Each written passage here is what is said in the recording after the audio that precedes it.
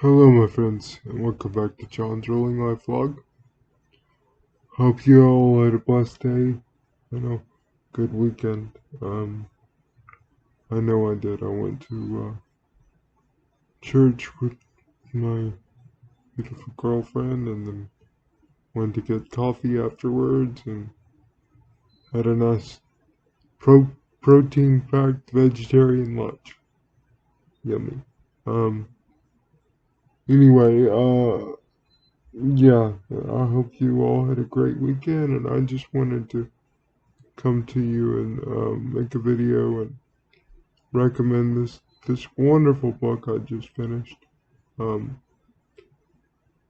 it's one of the best sports books I've ever read, and by far, well, one of the best books I've read this year, and by far the best sports book I've ever read. I heard about it a while back on both on Steve Donahue's channel and Bill Rutenberg's channel. Um,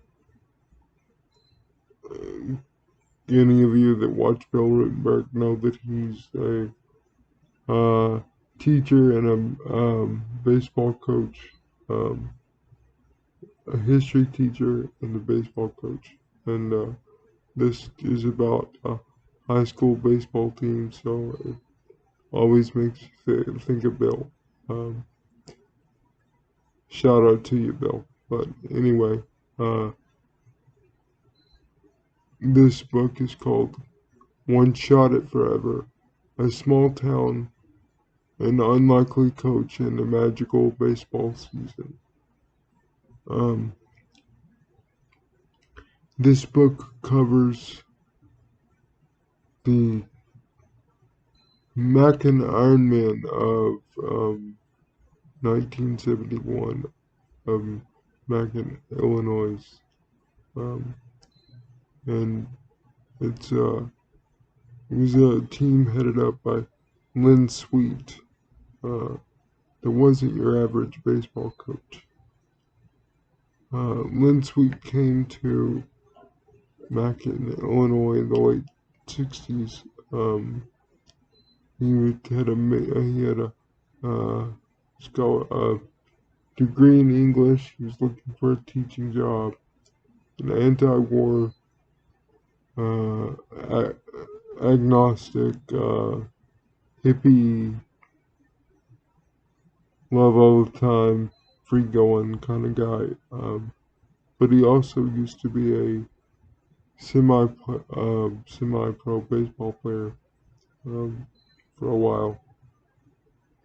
But at first, that's long gone to him. He's just looking for a job teaching, and the principal in Macon, Illinois, convinces him to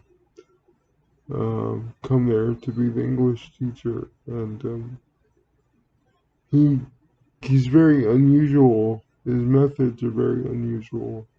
Uh, he for us on reading, um, it's whatever they want to read as long as they can read it back to him, as long as they can retain it and read it back to him. And he makes them read the funny papers every morning. Back then in the 70s, that was still a big deal. Um, he doesn't, one of the projects he has them do, they all walk into class one day and he's holding up a newspaper and he asks his students, what is the most interesting part of the newspaper? And they take guesses, whether it's the editorials or the sports section or whatever, and he goes, no, it's the obituaries because they tell the story of so many lives. They tell the story of life. And he asked them to write their own obituary, and one of the students asks, says, no one knows how they're going to die. And Lynn Sweet replies, yes, that's true. No one knows how they're going to die, but We know how we're going to live. We know what we want to do in the world.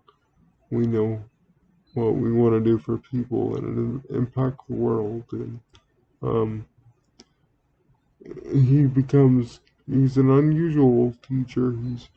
He introduces some controversial books into the classroom, especially back then, like Brave New World and others like that. And anyway, some of the parents of the students don't like him. Some of them do. He ends up being friends with some of them, uh, going to local bars and putting back a couple of beers every, every couple of nights with some of the dads of the athletes and stuff like that. And that's what leads him to being the baseball coach, because um, the dads, kind of say, well, we we we kind of need a coach, and their team's not that bad. They just need you know, a little smoothing out here or there. And so he ends up taking the job, and he's a very unusual baseball coach. He says practices are, you know, elective and you don't have to be there, and he tells them they can steal the base whenever they want to, and they, they don't have to, they have, he has silent time before the games where he gives them a cue and the whole infield goes silent, doesn't call out bases or pitches or anything. They just go silent for a few minutes, and it's his way of getting the noise in their heads to stop and making them relax and just have fun.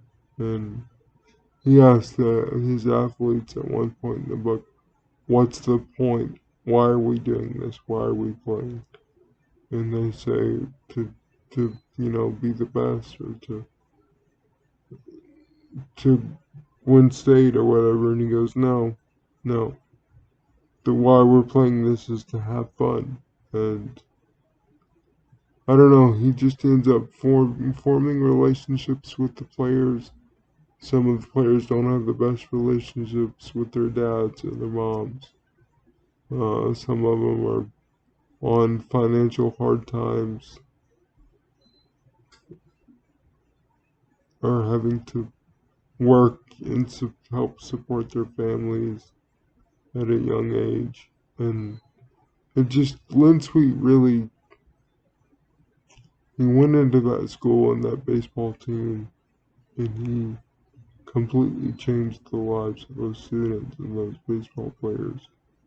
And it was just, I love baseball stories, and this was a beautiful one.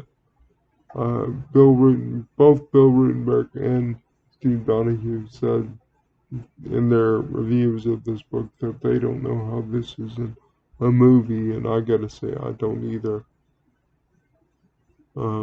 If you're a baseball fan, if you've ever seen the movie Field of Dreams, it's kind of like a story, kind of like that small town. I mean, there's no ghosts involved or anything. It's just small town, good baseball story, and I'm always up for that. So, um,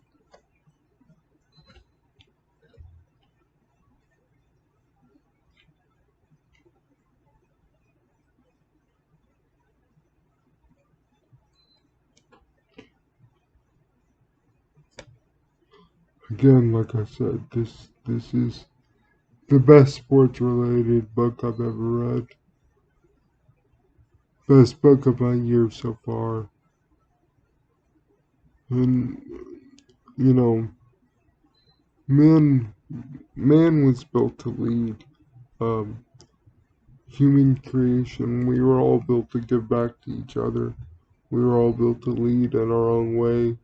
We're not all CEOs or teachers or military people or politicians, but we're all built to lead, and we're all built to uh, set an example and pick up the weight of others.